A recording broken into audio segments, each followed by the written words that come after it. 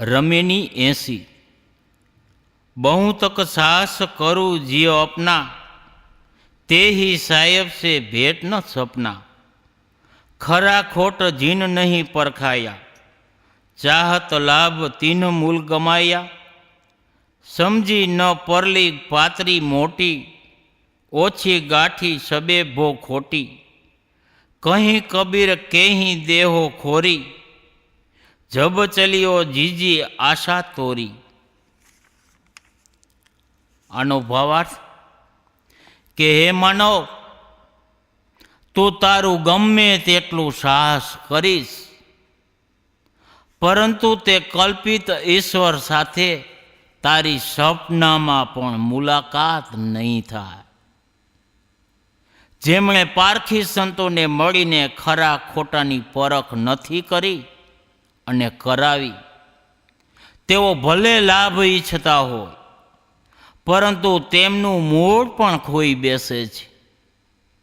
केम के आवा लोकोने झीणी माया अने मोटी माया समजाती नथी। ज्यां सुधी मननी गंथीओ रागदेश छे, ते बधुं संसारना तुच्छ पदार्थोने लीधे बने छे। ते बधुं सन्मार्गमां दोषजनक ज साबित थाय छे। એટલે સદગુરુ કબીર સાહેબ પણ કહે છે કે તે સમયે તમે કોના માથે દોષનો ટોપલો ઢોળશો કે જ્યારે મનની આશારૂપી દોરી લાચારી પૂર્વક તોડીને લક્ષ્ય પ્રાપ્ત કર્યા વિના સંસારમાંથી વિદાય થવા માંડશો। પછી કોનો ટોપલો ઢોળશો, કોના ઉપર દોષનો? વ્યાખ્યા: बहु तक साहस करूँ जिय अपना, ते ही साहेब से भेट न सपना। आ पण एक घणी क्रांतिकारी पंक्ति छे, जे भावधारामां करोड़ो करोड़ो लोको वही रह्या छे। ते भले खोटी होय, तेना विरोधमां आटलुं तो स्पष्ट कही देवुं के घणी हिम्मतनुं काम छे।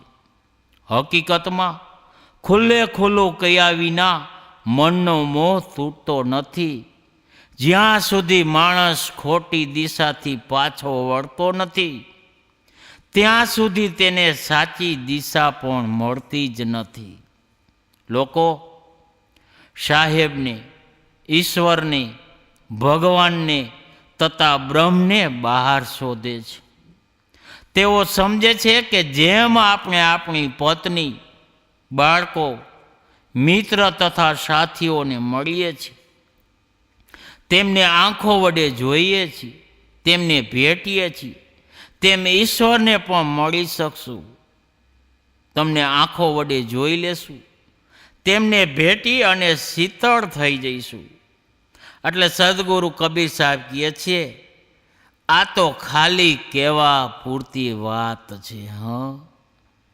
તમારા પરડાડા આગળ વર્ષોથી આ કેટલાય જતા રહ્યા, કોને મળ્યા? મહાકાવ્યો અને પુરાણોમાં એવી એવી વાતો લખવામાં આવી છે કે અમુક વ્યક્તિ તપ કરી રહી હતી, તેની તપસ્યાથી ઈશ્વર પ્રસન્ન થઈ તેને પાસે હાજર થઈ ગયા। તપસ્વી દર્શન કરી તેમના ચરણોમાં વીંટાઈ ગયો અને કૃતાર્થ થઈ ગયો। ભારતના આજથી પૂર્વ લગભગ 2000 વર્ષોથી ભગવાન આકાશ માર્ગથી આવી ભક્તોને દર્શન આપી રહ્યા છે। કેમ કે લગભગ ઈસુ પહેલા બનેલા ધર્મ ગ્રંથોમાં એવું લખેલું નથી મળતું કે કોઈ ભગવાન કે ઈશ્વર આવીને કોઈક ભક્તને દર્શન આપે છે। આ બધી ઈશ્વર દર્શનોની ભરમાર ઈસુકાળ પછીના પૌરાણિક ગ્રંથોમાં છે। મહાકાવ્યો, પુરાણો તથા ભક્તિ કાવ્યો થકી મહાત્મા તથા પંડિતોએ જનતાને ઈશ્વર દર્શનની ઘેલછાનો એવો ઘૂંટડો પીવડાવી દીધો છે કે તેમાં ભોળવાઈ આ જનતા ભટકી રહી છે। અને તે ઈશ્વર દર્શન માટે બેબાકડી થઈ ગઈ છે કે મારે ઈશ્વરના દર્શન કરવા છે. આ બધું પાછળથી લખવામાં આવેલું છે. એ પણ કલ્પનાથી લખવામાં આવેલ છે. એટલે સદગુરુ કબીર સાહેબ કહે છે કે જેમને તમે ઈશ્વર માની રાખ્યા છે તેમની સાથે તમારી સપનામાં પણ મુલાકાત નહીં થઈ શકે. એટલે કે તે ક્યારેય નહીં મળી શકે. દર્શન તથા મુલાકાતની વાત કહીને આપણે ઈશ્વરને ભૌતિક વસ્તુ બનાવી દઈએ છીએ. જેમના દર્શન થાય છે તે રૂપ વિષય છે અને જે કાંઈ મળે છે તે બધું ભૌતિક છે. ધારો કે કોઈ ભગવાન આવીને મને મળી જાય તો શું થશે? તે પાછા જતા રહેશે. કેમ કે મળેલી વસ્તુ જરૂર છૂટી જાય છે. મળેલા ભગવાન જરૂર વિખૂટા પડી જશે. મને પૂર્ણ તૃપ્તિ એવા ભગવાનથી મળશે જે કદી મારાથી વિખૂટા ન જ પડે. અને એટલે તેમને મળવાનો ભ્રમ પાડવાનો નહીં. તે ભગવાન છે, મારો પોતાનો આત્મા. આપણું સ્વરૂપ આપણાથી કદી વિખૂટું પડવાનું નથી. આપણે સ્વરૂપ વિવેકથી રહિત હોવાને કારણે બહાર ભગવાનને શોધીએ છીએ અને ફક્ત આપણે ભટકી છીએ. ખરા ખોટ જીન નહીં પરખાયા, ચાહત લાભ તીન મૂલ ગમાયા. સત્ય ઈચ્છું કે વિવેકી પારખી સંતો પાસે જવું અને તેમની સાથે ચર્ચા કરી ખરા ખોટાની પારખ કરવી જોઈએ. જેમણે પારખી સદગુરુ સંતો પાસે પોતાના વિચારો વિશે પરખ નથી કરાવી તેઓ ભ્રમમાં છે. તમે તમારા સંપૂર્ણ વિચાર પોતે પારખો તથા વિવેકીઓ દ્વારા પરખાવો. આંખ મીચીને માનવાની વાત છોડી દો, પરંતુ દરેક વાત પર ખૂબ ચકાસણી કરો. અન્વેષણ પરીક્ષણ તથા પરખથી જ ખરું શું છે તથા ખોટું શું છે એનો નિર્ણય થાય છે. જેઓ આ પ્રમાણે નથી કરતા તેઓ લાભ તો ઈચ્છે છે, પરંતુ તેમની મૂળ પૂંજી પણ ખોવાઈ જાય છે. તેઓ ઈચ્છે છે કે અમને પરમાત્મા કે મોક્ષ મળી જાય, પરંતુ તેઓ તેમના સ્વરૂપથી વિચારથી વંચિત રહી જાય છે. મૂળધન ન હોય તો લાભ ક્યાં આધારે થશે? જો પોતાનું સ્વરૂપ જ જ્ઞાન ન હોય તો પરમાત્મા કે મોક્ષ મળવાનો કોઈ અર્થ જ નથી. પહેલાં તો હું એ સમજું કે હું કોણ છું. મારા પોતાના સ્વ તથા આત્મ અસ્તિત્વનો બોધ થઈ જવાથી પરમાત્મા કે મોક્ષ તેમાં આપોઆપ ઘટી જશે. સ્વરૂપ જ્ઞાન થઈ ગયા પછી જો સ્વરૂપ પરિસ્થિતિ થાય છે તો એ જ પરમાત્મા કે મોક્ષ મેળવવા બરાબર જ છે. કેમ કે વ્યક્તિના પોતાના આત્મ સિવાય નથી ક્યાંય પરમાત્મા કે નથી મોક્ષ. બસ સ્વરૂપ પરિસ્થિતિ જ પરમ પરમાત્મા છે, એ જ મોક્ષ છે. એટલા માટે સ્વરૂપ બોધ તથા સ્વરૂપ પરિસ્થિતિ થઈ જવાથી કાંઈ જ બાકી રહેતું નથી. સંપૂર્ણ એમાં આવી ગયું. સમૂજી ન પરલી પાતરી મોટી. જે લોકો નથી પોતે પરખ કરતા અને નથી કોઈ અનુભવી સંત પુરુષ પાસે પરખ કરાવતા, તેઓ નથી સમજી શકતા કે મોટી માયા તથા ઝીણી માયા શું છે. સ્થૂળ પ્રાણી પદાર્થ, ધન, ઘર, ઐશ્વર્ય, મઠ, મંદિર આ વગેરે મોટી માયા છે. આટલું સમજમાં આવી જાય તો પણ ઝીણી માયા સમજવી અઘરી છે. મોટી માયા સબતજે, ઝીણી તજી ન જાય. પીર પયંબર ઓલિયા જિનકી સબકો ખાય. ઝીણી માયા છે અને મનની તે માન્યતાઓ જેને કારણે જીવ સ્વરૂપ વિવેક છોડીને બહાર ભટકે છે. પોતાને પૂર્ણ કામ શુદ્ધ ચેતન ન સમજતા કાંઈક બીજું જ સમજવું એ ઝીણી માયા છે.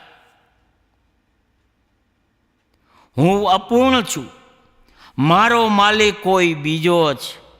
હું અંશ, પ્રતિબિંબ તથા આભાસ છું. હું બુંદ છું અને કોઈક સમુદ્રમાં ભળવાનું છે. મારું પ્રાપ્તવ્ય મારાથી આત્માથી અલગ છે વગેરે માનવું ને એ ઝીણી માયા છે. ઝીણી માયાની બીજી પણ વ્યંજના છે જે વ્યવહારિક છે. ધાર્મિક ક્ષેત્રમાં આવીને અનેક પદ, અધિકાર તથા મર્યાદાની માન સન્માનની વાસના રાખવી આ ઝીણી માયા છે. સાધુ મહંત સ્તુતોળ ભોગો છોડી દે છે, પરંતુ તેમનામાંથી કેટલાક લોકો ઉપરોક્ત ઝીણી માયામાં એટલા ઝકડાઈ જાય છે કે તેઓ છણે છણે માન અપમાનનો અનુભવ થતો જ રહે છે. આને લીધે તેઓ રાગ દ્વેષના ચક્કરમાં પડી જાય છે અને તેમનું પૂરું જીવન ઘણું ગૂંચવાઈ જાય છે. ભોજન કરતી વખતે કોનો પાટલો 1 ઇંચ ઊંચો રહ્યો? ભોજનની થાળી પેલા કોના માટે આવી? પૂજામાં જમણી તથા ડાબી બાજુ કોણ બેઠું છે? આગળ અને પાછળ કોણ બેઠું છે? અગ્નિ પૂજા કોની થઈ? આમાં ફક્ત મર્યાદા નિભાવવાનો ઉદ્દેશ નથી રહેતો, પરંતુ રાગ દેશ, છળ કપટ પણ થાય છે. મનમાં જ ગૂંચવાડા નહીં, પરંતુ સમાજમાં પણ ગૂંચવાડા ઊભા થાય છે. એ તો ભૂલી જ ગયા કે હું એક સાધક તથા સમાજનો સેવક છું. મોટી માયા સ્થૂળ ઇન્દ્રિય ભોગ તથા ઝીણી માયા મનની જુદી જુદી માન્યતાઓ એ બંને સમજીને જો વિવેકવાન, અનુભવી તથા રેણી સંપન્નના સંતો તથા સદગુરુ સાથે આના પર ચર્ચા વિચારણા કરતા રહીએ તથા પોતે પોતાના મનમાં સાવધાન રહીએ તો જ આનાથી બચી શકાય છે. ઓછી ગાંઠી સબે ભો ખોટી. સદગુરુ કબીર સાહેબ કહે છે કે ઉપરોક્ત બધી જ માનસિક ગ્રંથિઓ તુચ્છ છે અને આપણા કલ્યાણ માર્ગમાં દોષરૂપ બનીને અવરોધ છે. સદગુરુના આ વચનોથી મનોવિજ્ઞાન પર સારો પ્રકાશ પડે છે.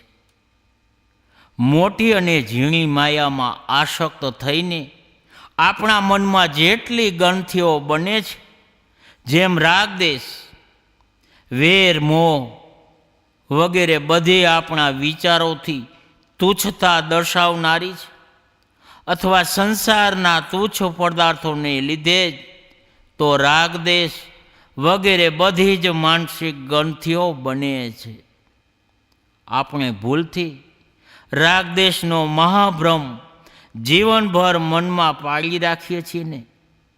આપણે માની રાખીએ છીએ કે અમુક અમારા ઘણા વહાલા છે તથા અમુક ઘણા ઘૃણાસ્પદ છે, પરંતુ આપણે એ સમજી લઈએ કે આ બધી ફક્ત આપણા મનની ભ્રમજન્ય માન્યતાઓ છે.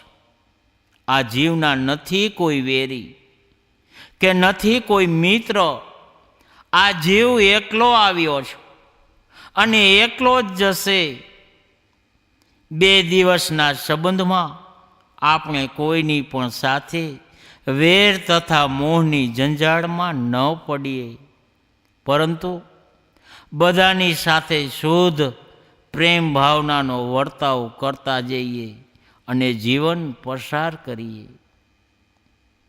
કહીએ કબીર કેહી દેહો ખોરી, જબ ચલીહો જીજી આશા તોરી. જો માણસ માનસિક ગ્રંથિઓમાં જીવનભર મૂંઝાયેલો રહીએ અને જીવનના અંત સુધી આ જ દશામાં રહીએ, તો જ્યારે અહીંથી જવાનો સમય ભાઈ થઈ જશે અને મનમાં રહેલી બધી આશાઓ લાચારીપૂર્વક તોડીને જવું પડશે. કારણ કે ગરડો થઈ ગયો છે.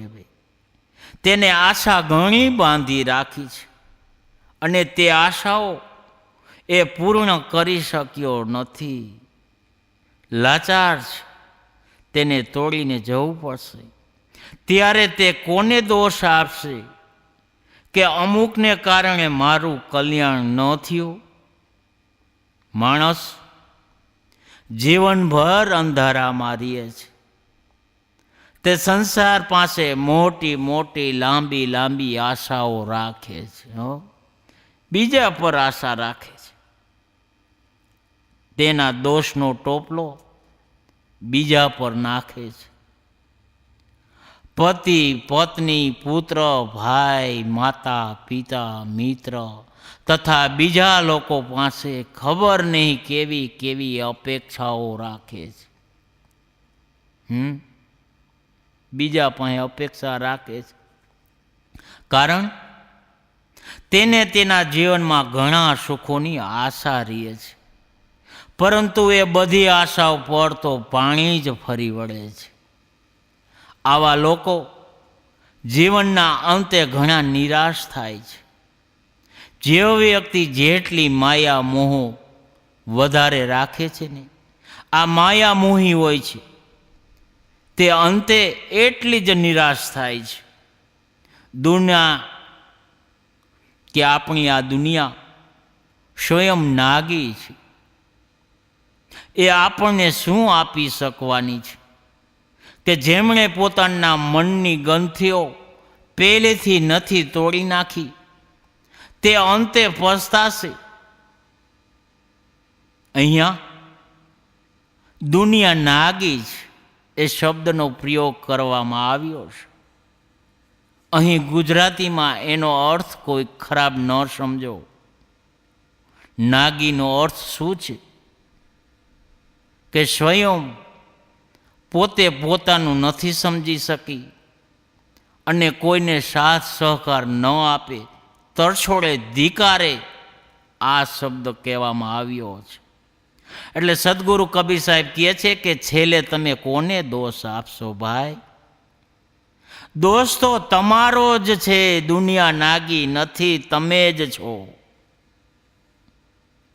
સ્વયં અવસ્થામાં તમે માયાના પ્રમાદમાં પાગલ બની ગયા, કોઈનું માન્યા જ નહીં. જીવનની બધી શક્તિ વિષય ભોગ જગતના પ્રપંચ તથા રાગ દેશમાં છીણ કરી દીધી. જોવાની ફેશનમાં પતાવી. દુનિયાના ભૌતિક સુખ પાછળ પાગલ બની બેઠા. હવે મળતી વેળાએ કાંઈ જ થવાનું નથી. કેમ? તમારું આ શરીર જર્જરિત થઈ ગયું છે. હવે શું થશે તમારાથી? તસ્માન જાગ્રત જાગ્રતો, અર્થાત તેથી એ જીવ આ મોહ નિંદ્રામાંથી જાગ, ઊભો થા, ઉઠ અને આત્મ કલ્યાણમાં સાધી લખ 84ના ફેરામાંથી છૂટવાનો તું પ્રયત્ન કર અને તું તને જ ઓળખ. તું જ તારું સ્વ કરી શકીશ. તો જાગ, ઉઠ અને તારું કલ્યાણ કર.